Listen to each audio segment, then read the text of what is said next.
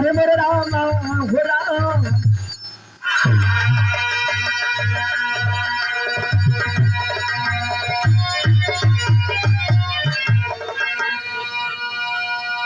एक बार भगवान भोलेनाथ गौरा पार्वती से दिखाए है, गुस्सिया गई।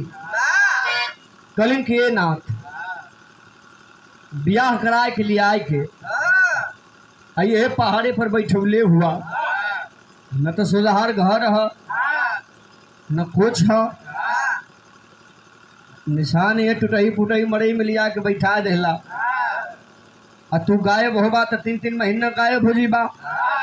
हम सरवा जो कि यही पहाड़ पे एक कूस कातर में अकेले जिंदगी बिताई ला। तोहार रहन ठीक नहीं हो। एक चीज और कहलिन की तो ठीके है। एक पर्वत पर से हम देखा तानी चारों तरफ दुनिया के लोग कहला तू त्रिलोकीनाथ हुआ। चाहे तू त्रिलोकीनाथ होगा चाहे अठलोकीनाथ होगा, लेकिन ई बतावा दुनिया बनावल तोहरा है, एक चीज के खोटका है। कलन के ऊ का पार्वती जी कलन की है दिखाए है,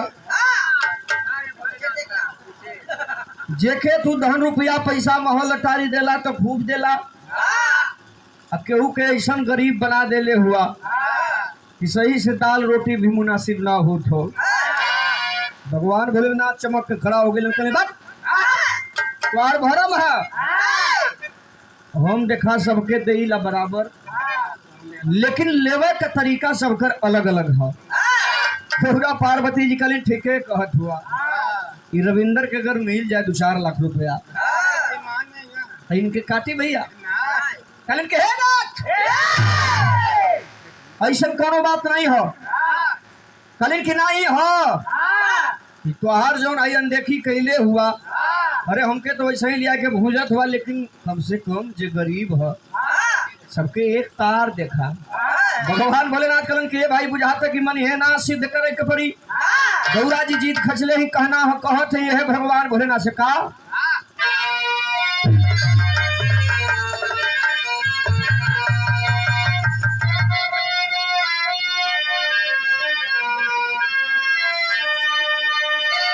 तरी से बोला क्या, ऊपर वाली से